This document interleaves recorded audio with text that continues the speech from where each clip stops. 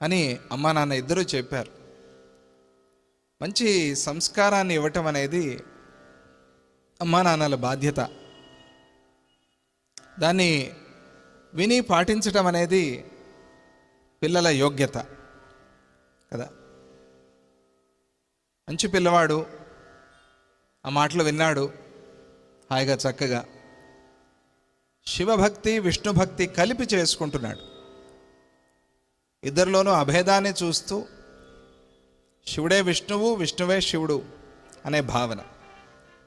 పూజ్య స్వామిజీ వారు ఎప్పుడూ చెప్తారు, శివనారాయణ శంకరనారాయణ ఇద్దరిని ఒకే రూపంగా చూసుకోండి.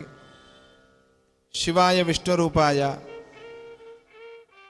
అలాగే విష్ణు స్వరూపంగా శివుడు, ఈ భావనతో ఇద్దరిని కొలుచుకోండి. అలాగే భక్తిగా ఆ మార్కండేయ మహర్షి ఇద్దరిని ఒకే రూపంగా కొలుచుకున్నాడు.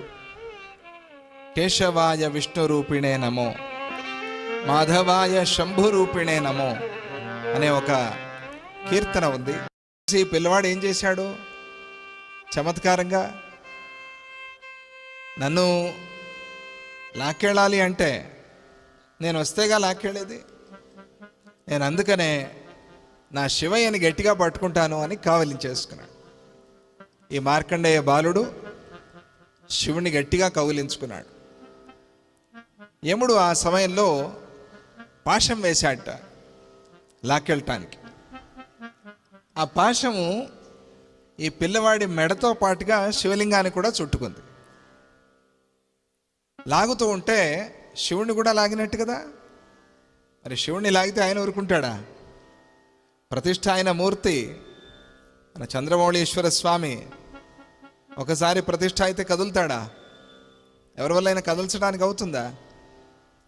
యముడు వచ్చి ఆ పాశంతో లాగుతూ ఉంటే అప్పుడు అక్కడి నుంచి ప్రకటమయ్యాట శివయ్య. జై బలో చంద్రశేఖర స్వామికి జై.